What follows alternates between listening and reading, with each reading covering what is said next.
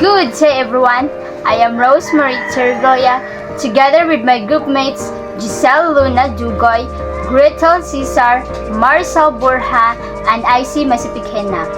Today we will discussing about Chapter 2, The Philippines in the 19th Century as Rizal Context. Let's focus on the timeline of the world and the Philippines in Rizal's time. Introduction. The 19th century was a time of great change for the Philippines. With the opening of the Suez Canal, new ideas and global events such as American and French revolutions reached the colony. So, during this period, dako ug kausaban ang politika, ekonomiya ug kultura diri sa atoang nasod sa Pilipinas. So, kay lagi, na-open na ang Suez Canal. So, mas dali na ang pagbiyahe o pag-abot o mga balita gikan sa gawas. So, mauni siya nga image ang gigamit nga pagbiyahe nila gikan sa gawas or sa laing country padulong diri sa ato ang nasod sa Pilipinas. So, like ang ilang gigamit is newspapers, books, and others. So, Ilustrados and Filipino, so unsa ganitong Ilustrados classmates? Okay, so ang mga educated Filipinos. So, naka-expose sila sa mga new ideas or bagong idea nga about sa freedom and equality. So, gikan sa American o French Revolution or gikan dito sa gawas. So, tungod ani, nagkadako ang ilahang awareness nga dili sila limitado sa oppression sa Spain. So, this inspired the Ilustrados to dream of the life beyond oppression and to hope for freedom. So, moto, nagsugod na ang pag-realize nila sa mga Ilustrados or educated Filipinos nga dili na sila forever under sa Spanish rule. Kay nakita nila nga ang ubang countries nakig-struggle or nakabot gyud nila ang freedom. So, na-inspired po sila tungod adto is they dream or nagdamgo sila nga dapat ang ato ang society is patas sila walay pang-abuso nga mahitabo sa mga Filipinos. Nga ang mga Filipino maka-voice out na gyud o maka-enjoy na sa ilahang rights. So, this hope for freedom became the seed sa ilahang nationalist movement.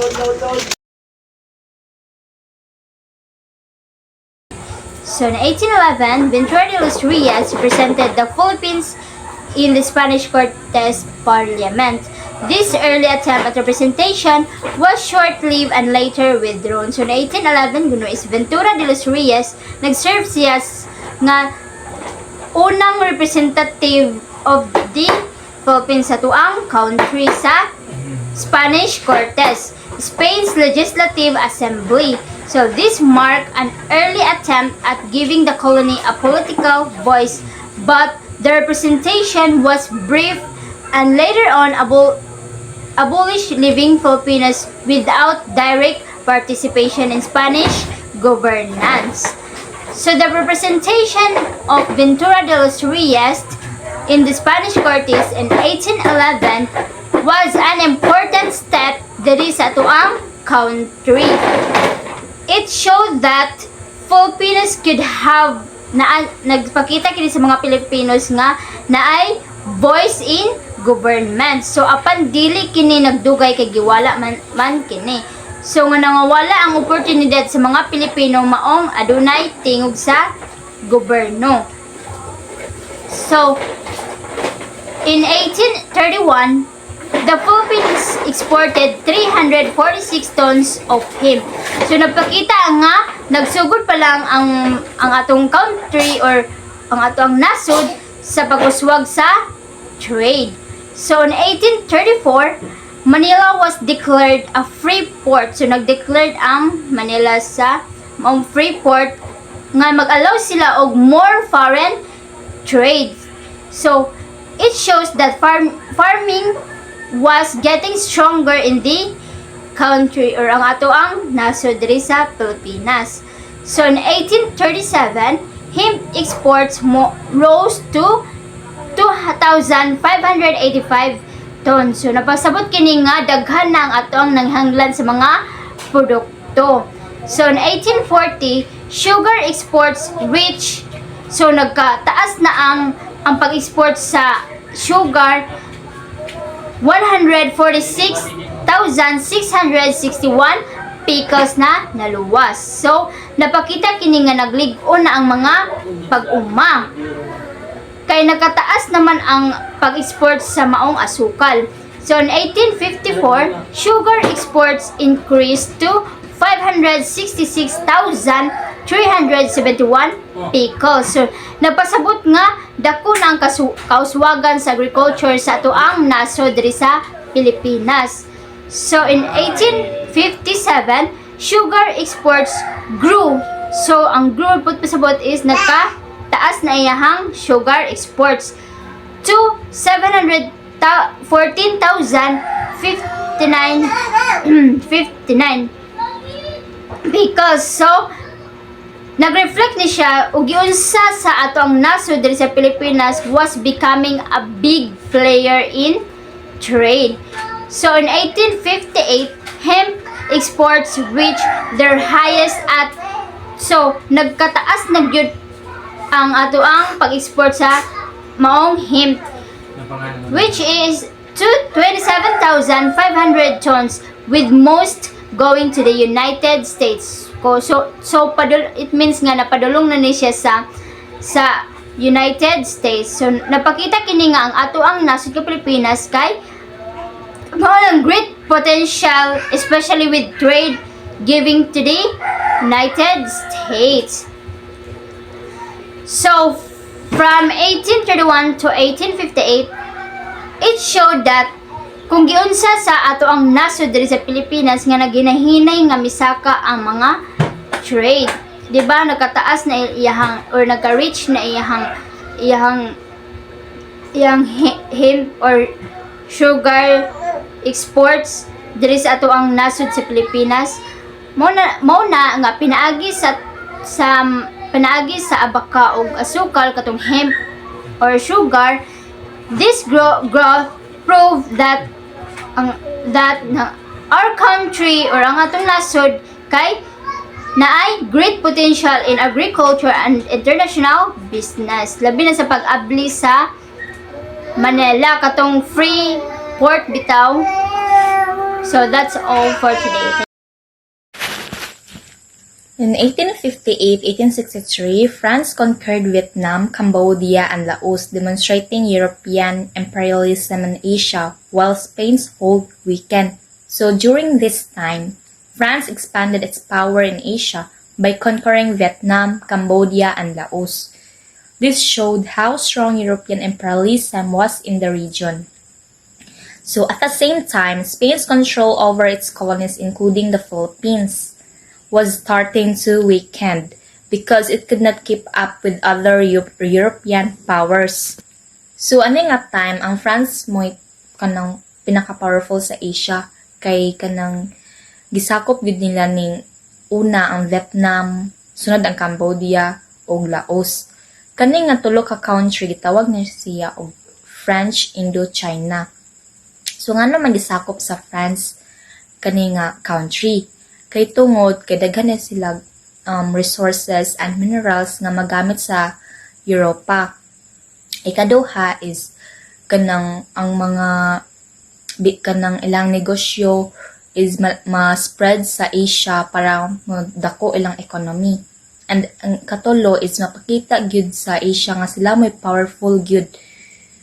Sila may powerful kay nasakop nila ang kaning French Indochina, kaning Vietnam, Cambodia, and Laos.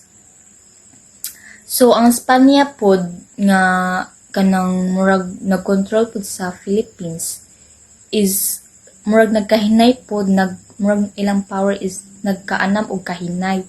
Murag dili na kayo sila mo sukol sa Europa kay ang power ang Europa may pinakakusog ani nga year.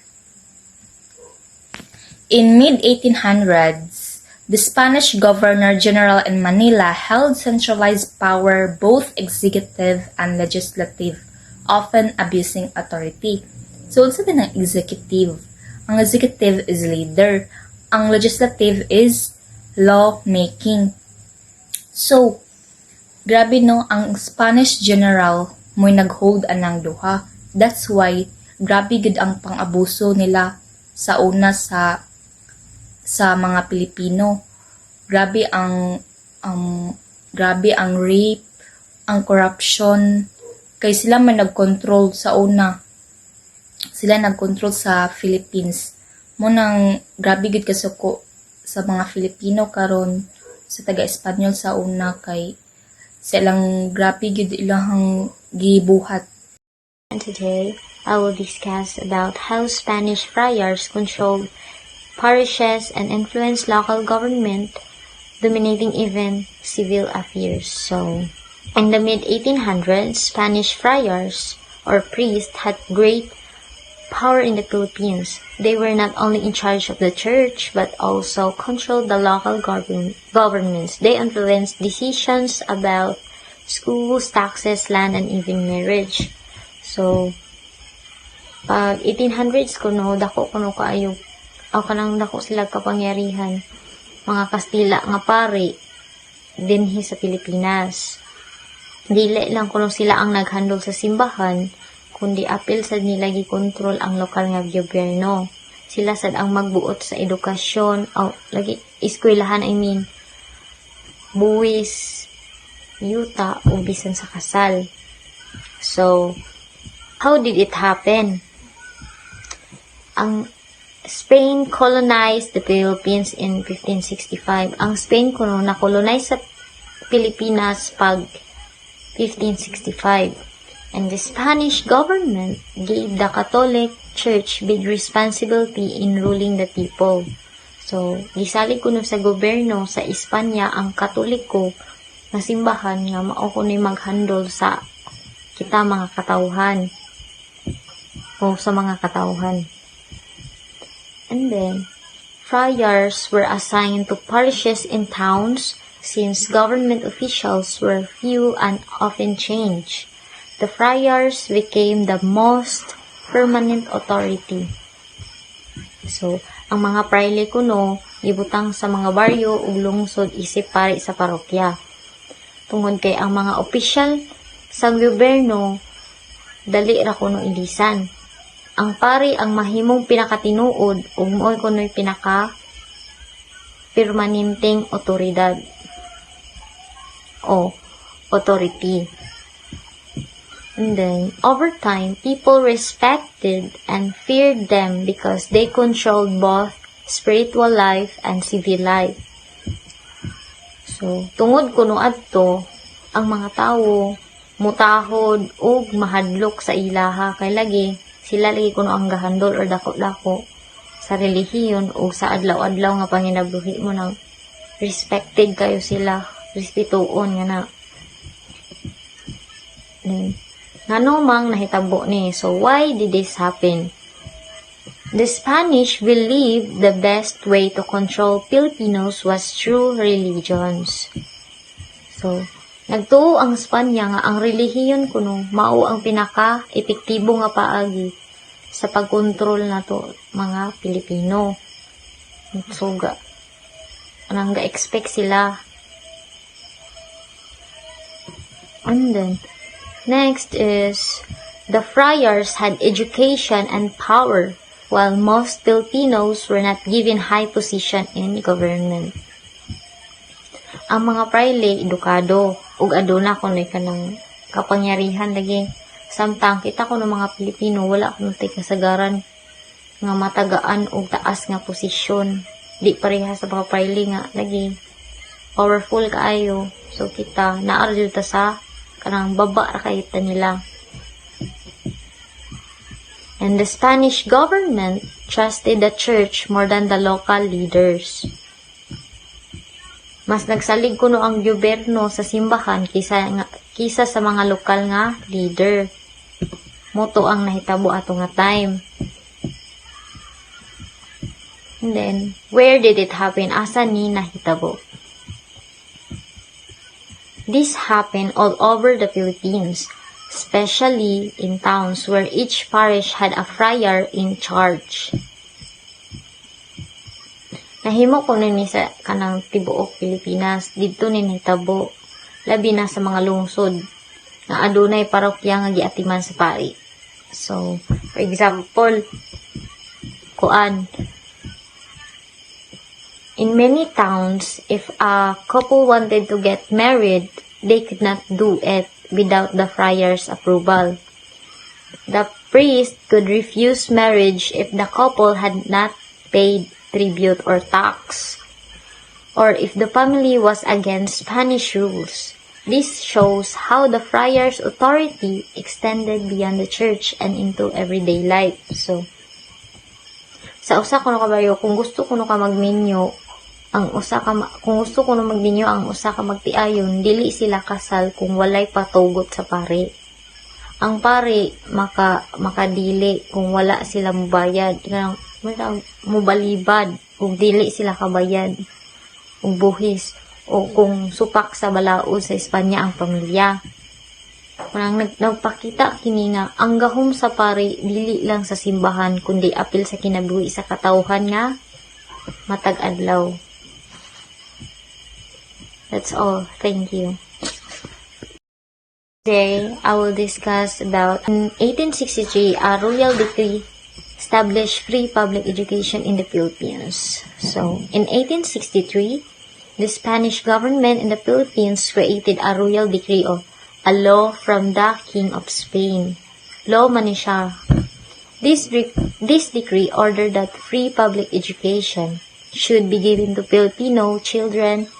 This was the first time education became open to many, not only to the rich or to those who could afford private school. So, kini kuno nga balaod gikan sa hari sa Espanya, kini nga balaod nag-ingon nga kinahanglan aduna tay libre nga edukasyon sa publiko para sa mga bata sa Pilipinas.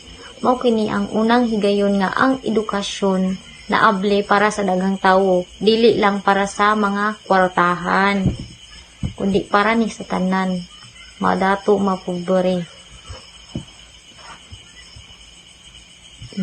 How did it happen? The Spanish leader noticed that education was important to spread their influence and religion. They wanted Filipinos to read, write, and learn about Christian teachings. So, they made a law that every town must have at least one school for boys and one for girls. Teachers were paid by the local government. So, nakita ko no sa mga leader nga importante kuno ang edukasyon aron mas malawak pa ang ilang impluwensya o relihiyon. Gusto nila nga makat-on ang mga Pilipino, makakatun ang mga Pilipino mubasa, musulat o musayod sa mga tunanan sa kanang Katolik kita nga na mao nga ilang gisugo ang matag lungsod nga inahanglan na adyo eskwelahan para sa mga batang laki ug lahi pod para sa mga batang babae. Ang motudlo bayaran sa lokal, ang mga teachers bayaran sa lokal nga gobyerno. Then why did it happen? Sorry. Spain wanted the Filipinos to be more educated so they could follow rules better, become loyal subjects, and also learn the Catholic faith more deeply. At the same time, education could help Spain control the people better. So, kuno nang gusto sa kanang mga Espanya kuno nga ang mga Pilipino mahimong mas edukado aron mas musunod sa kanilang patakaran o balaod. Mahimong mas matinumanon mas matinumanon ang kanang mas matinumanon sa ganina sa kuan. Kung mas maka-learn po sila about sa Catholic apil usab niini aron mas sayo nilang makontrol ang katawhan. Kung mas makakaton to sila wad sa katolisismo nga na. Where did it happen, Asad?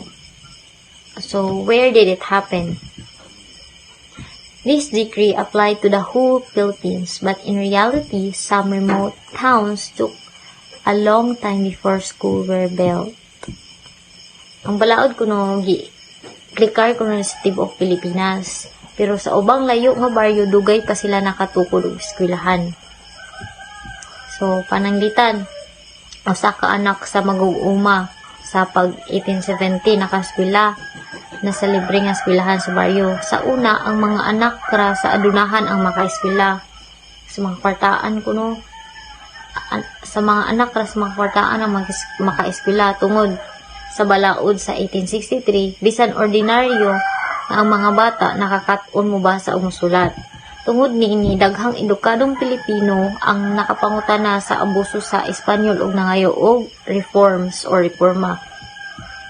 Sa una lagi ko ng panahon, ang mga kwartaan ako ni makaeskwela kay lagi naibalaod nga gisunod. Pero karon nga na po sila balaod nga bag-ong gitukod, dato mapobre makaeskwela na ani kay lagi libre. And that's all. Thank you.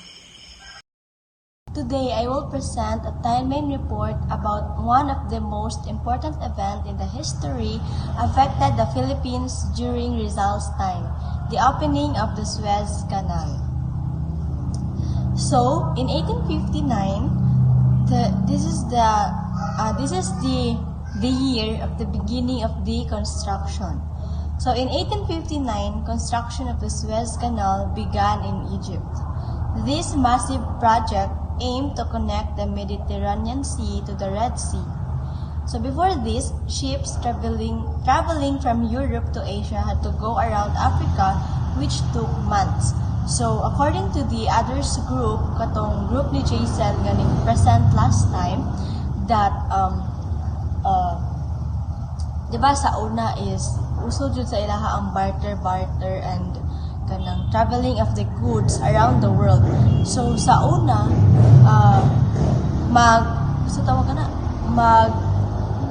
ilang ipa-ship ang mga products or ang mga goods through from Europe to Asia, kanang moagi pa siya sa Africa. So munang murag lisod siya ato na time before pa sa 1859.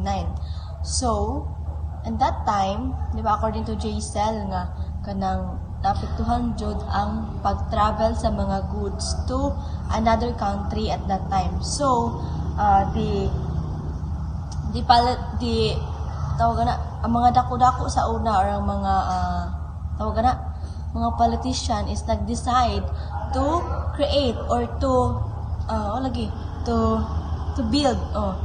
build a canal or kanang more connected siya nga area or connected siya for that easy na lang ang pag-travel sa mga goods and products from the Philippines to Egypt. Kay ang balimol kani nga project is to connect the Mediterranean Sea to the Red Sea. So aron doon na lang ang pag-travel sa goods from the Philippines to Egypt or to the other countries. So mo to siya, take note, that is on 1859, that is the start of the construction of the Suez Canal. So in 1869, the official opening of the Suez Canal. On November 17, 1869, the Suez Canal was officially opened. So after how many years? 10 years? Yes, after 10 years, kay 1859 man ang pag-start of build rather. Pag 1859 ang pag-start of build sa Suez Canal, and after 10 years, on 1869, on November 17, ki-official na og-open ang maunga kanang canal. So this event changed global trade and travel forever. Travel between Europe and Asia became much faster, cutting weeks of sea travel into just a few days. So pag open sa Suez Canal, ning dali na lang jud ang pag-travel sa mga goods nga gipang trade from Asia to Europe. Kay na naman siya kanang na siya pathway nga maoy agianan para ato nga mga goods para dali na lang siya nga moabot. So what is the impact? Kasi impact atong pag-open sa Suez Canal in the Philippines. So impact on the Philippines. The Philippines, still under Spanish rule, was affected greatly. The canal boosted international trade, especially in products like sugar, abaca, and tobacco. So ning rise ang economic at that time. Kay dali naman lang kaayo ang pag-travel sa mga goods to Asia to Europe, ang pag-trade sa mga goods. So ning boost ang international trade, especially sa mga product like sugar, abaca, and tobacco. This also gave rise to a new middle class, including families like Rizal's. So, ang mga middle class nga family at that time is ning rise, bali ning dato sila og samot, especially the family of Rizal. So, diba at that time kay murag ano man ato si Rizal, diba? So, mas ano siya sa mga yung family is business. Is business about trading nga nangana lang nilang ang family ni Rizal at that time. So, on 1872, Gomburza execution. So, just 3 years after the canal opened, the execution of Gomburza in 1872 sparked the spirit of nationalism. With the Suez Canal making the Philippines more connected to the world, new ideas about freedom and reform spread more quickly. So just 3 years after the canal opened, ning execute ang Gomburza. Ilang gipa-spark ang spirit of nationalism in the Philippines. And with the Suez Canal making the Philippines more siya ang more connected to the world, new ideas. So, pag open sa Suez Canal, dili lang ang mga goods ang ning rise, but also the new ideas about freedom and reform ning spread more quickly because dali na lang ang pag-connect sa mga ideas or mga any information around the world kay na naman siya pathway nga agianan nga sayon na lang siya or dali na lang siya moabot from Asia to Europe or vice versa. So in 1882, Rizal's traveled to Europe. In May 1882, Jose Rizal left Manila to study in Spain. Thanks to the Suez Canal, his journey became faster and easier compared to before. So, pag May 1882, ning left si Rizal sa Manila to study abroad or to study in Spain. So, munang thankful siya sa Suez Canal kay mas na easy na lang ang iyang pag-travel and the young journey became faster and easier because of the Suez Canal. So this allowed him and other illustrators to experience Europe, learn liberal ideas, and be inspired to fight for reforms in the Philippines. So moto siya ang naging tulay ang pag-open sa Suez Canal to experience Europe sa other Filipinos and especially to Rizal para ma-learn ang liberal ideas and para ma-inspire siya to fight for reform in the Philippines. Kaya diba, kanang gisakop man siya sa una. So, murag gigamit to ni Rizal for us to get the independent para magkamit ang kalayaan sa Pilipinas. Moto siya ang one of the way nga gigamit ni Rizal para makamit niya ang kalayaan sa Pilipinas, another country at that time. So, ang mga dako-dako sa una or ang mga mga politician is nag-decide to create or to build a canal or kanang more connected siya nga area or connected siya for that easy na lang ang pag-travel sa mga goods and products from the Philippines to Egypt. Kay ang balimol kani nga project is to connect the Mediterranean Sea to the Red Sea. So, arang doon na lang ang pag-travel sa goods from the Philippines to Egypt or to the other countries. So, mo to siya. Take note, that is on 1859, that is the start of the construction of the Suez Canal. So, in 1869, the official opening of the Suez Canal. On November 17, 1869, the Suez Canal was officially opened. So, after how many years? 10 years? Yes, after 10 years, kay 1859 man ang pag-start of build rather. Pag 1859 ang pag-start of build sa Suez Canal, and after 10 years, on 1869, on November 17, ki-official na og-open ang maunga kanang kanal. So this event changed global trade and travel forever. Travel between Europe and Asia became much faster, cutting weeks of sea travel into just a few days. So pag-open sa Suez Canal, dali na lang jud ang pag-travel sa mga goods nga gipang trade from Asia to Europe. Kay na naman siya kanang na siya pathway nga maoy agianan para adto nga mga goods para dali na lang siya nga moabot.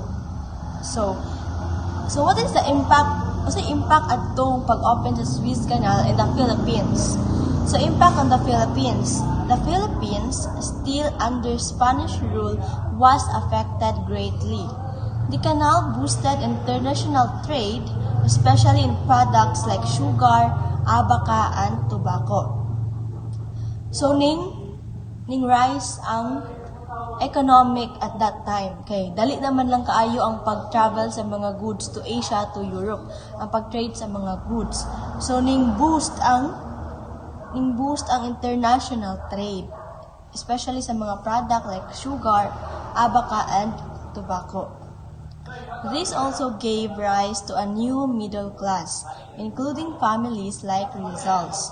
So, ang mga middle class nga family at that time is ning rise, bali ning dato sila og samot, especially the family of Rizal. So, diba at that time kay murag ano man ato si Rizal, diba? So, mas ano siya sa mga yung family is business. Is business about trading yan ang family ni Rizal at that time. So on 1872, Gomburza execution. So just 3 years after the canal opened, the execution of Gomburza in 1872 sparked the spirit of nationalism. With the Suez Canal making the Philippines more connected to the world, new ideas about freedom and reform spread more quickly. So just 3 years after the canal opened, ning execute ang Gomburza. Ilang spark a spirit of nationalism in the Philippines. And with the Suez Canal making the Philippines more connected to the world, new ideas.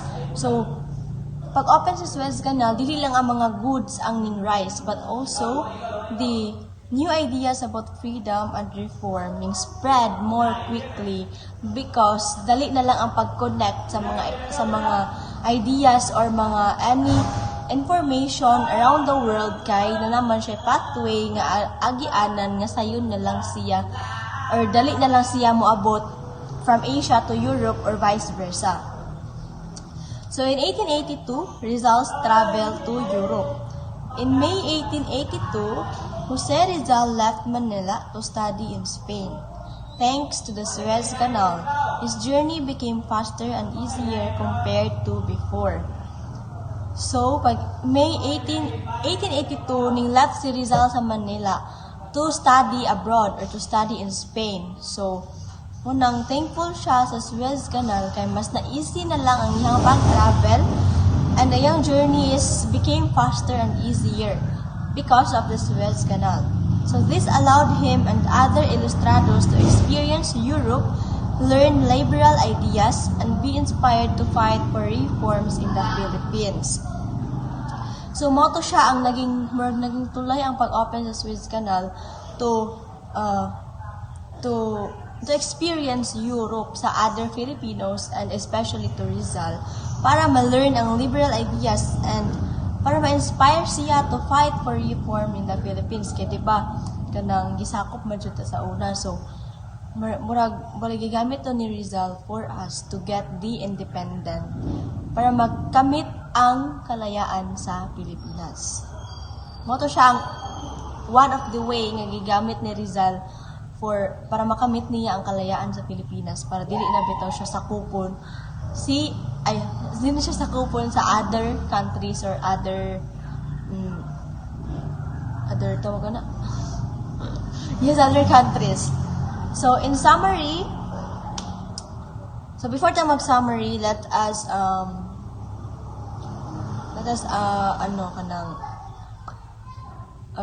review. Let us review what I akong gi-discuss today. So moto siya ang mga date nga i-remember. So in 1859, the beginning of construction of the Suez Canal. And on November 17, 1869, just after 10 years of the construction, that is the official opening of the Suez Canal. And on 1872, that is the Gomborza execution. And in 1882, that is the Rizal's travel to Europe. And the impact on the Philippines is ning rise jud ang economic and also ang ni-rise ang mga middle class, especially the family of Rizal.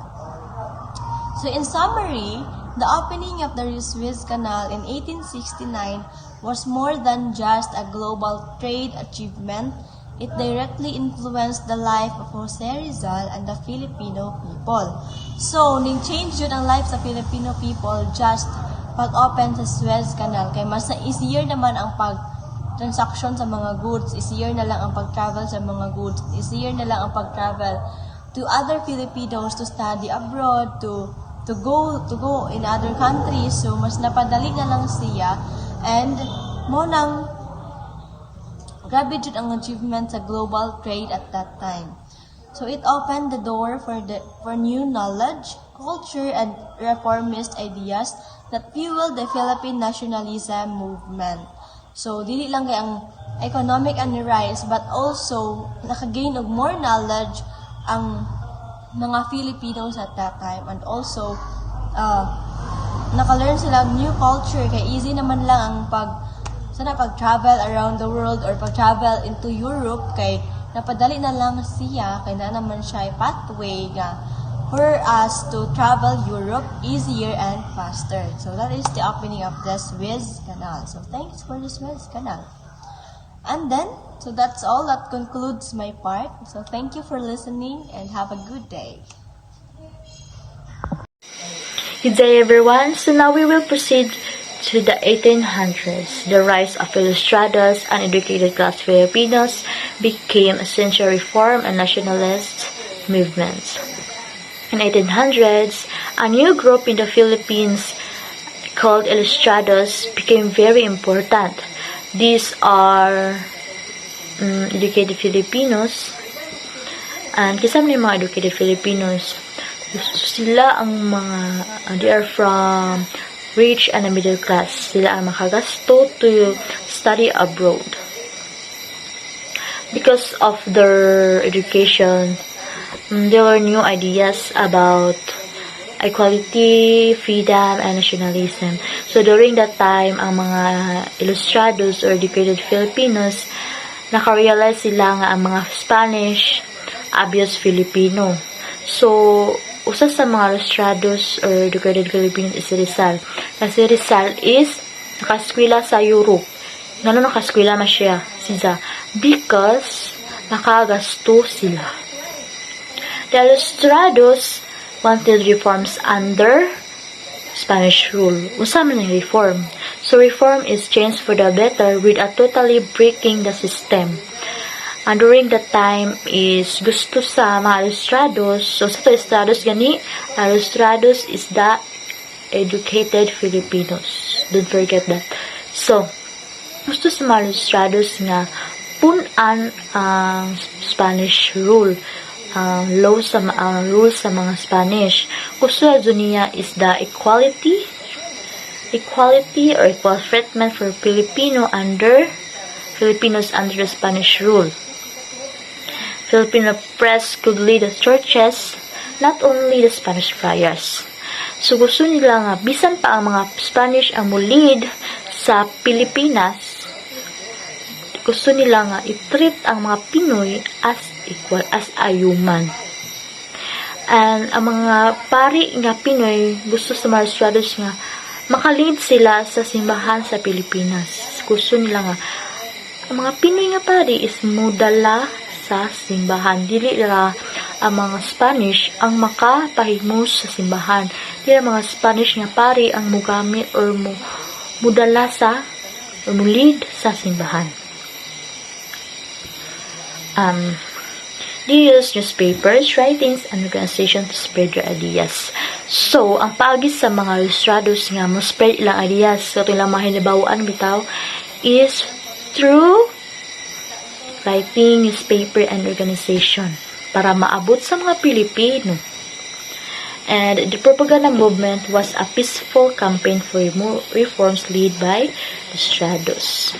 So, their efforts lead to the propaganda movement, which was a peaceful campaign for reform. So, propaganda movement. Kani is instead bitaw nga mo fight sila using weapon nga mga like gun, mga pusil, mga kutsilyo or mga weapon. Instead of kana lang gamiton for fighting, for mo fight sa rights, is lang gagamit kay mga writings, speeches, and newspaper. More lang paagi nga para ma-spread ilahang ideas. Ang gusto na dyan nila, ilustrados sa dyan, he wanted as mauro dyan itong kanang equal treatment, katong representation of the Philippines in the Spanish parliaments, freedom of speech and press, Filipino press to lead parishes, mga dyan ay gusto sa mga Pinoy o sa ilustrados. So now we will proceed to the 19th century. The influence of foreign revolution, the American, French, and liberal European movements spread to the Philippines, inspiring Filipinos to desire reform, equality, and independence. So in the 1890s, the big revolutions happened in other parts of the world. So, pareha sa American Revolution pag 1776 and the French Revolution pag 1789.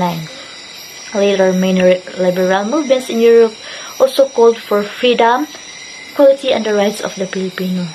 These events inspired many Filipinos, especially the ilustrados, to study abroad or read foreign books and newspapers. Because of these influences, Filipino began to question Spanish rule and started to dream of reforms. As global trade and travel speed up, helped later the Suez Canal na open pag 1869. Di ba ang Suez Canal is mo na shortcutanan? Because kuno ang Suez Canal is naabot ang mga books, mga newspapers, naabot sa Pilipinas. Nakatabang ang Suez Canal nga para katawit ang gihimo sa mga ilustrados nga mas-spread ang ideas. Usap po ang paagi nila is ang Suez Canal. Tungod ang Suez Canal, naabot ang mga libro para mo-spread ang ilang ideas. Masampul at ang ikatong libro or about American Revolution o katong French Revolution. The American Revolution is show how a colony could fight for freedom and self-rule. Ang French Revolution spread the cry for liberty, equality, and fraternity. These books serve as inspiration to Filipino nga mo fights sila for freedom. Dili sila nakuha og ideas or a hope nga naapay pag-asa, napasay pag-asa nga ma-achieve ang freedom. Ang katong mga educated person or a Filipino nga who studied or work abroad abroad brought the ideas of unsa nga ilang hibawan about freedom, equality, and they discuss what they learn. So, kung sila ang nahibawan that time is ilang gi-share, gi-spread so nila through ato sa gi-discuss home, school, or even in the clubs and newspaper. So, in short, kung unsa ilang nahibawan ato sa Europe, ilang gi-spread diri sa Pilipinas para at least makahibaw ang mga Pilipino. Because of these interventions, because ato dito is tungod sa mga ideas bitaw nga gi-share sa mga ilustrado sa mga Pinoy, sa mga Filipino, diha na sila nga nibikan sila question da kung unsa ang paagi sa mga Spanish diri sa Pilipinas. Tungod atong libruha, nagbisar sila og freedom. Tungod ato, nagsayo nila to inspiration nga mo-fight sila for freedom para makamit nila ang independence. So, it eventually lead Filipinos to go beyond reforms and fight for independence, which sparked the Philippine Revolution of 1896. So, that's all I hope na manindrin sa akong discussion today. Thank you. The Philippines in the 19th century was no longer an isolated colony, but a nation awakening to global change. Politically, Filipinos saw both opportunities and betrayal under Spain. Economically, they entered the global market, and socially, education and new ideas created a new class of leaders. From this awakening emerged Jose Rizal transformed these influences into a vision of reform and freedom for the Filipinos people. So, in the 19th century, opened the eyes of Filipinos to global changes. Dili ni sila totally isolated, but politically and economically, they realized nga naa sila chance nga mo-grow, but Spain also betrayed their trust. From this awakening, Rizal stood out as a leader who used education and ideas to push for reform and freedom. So, mauto nga si Sir Rizal, ni stood out dyan siya pagka leader nga igamit niya ang education o ang ihang pangunahuna nga i-push niya ang freedom. Dili dyan niya, gusto dyan niya nga dapat patas sa rata or peace.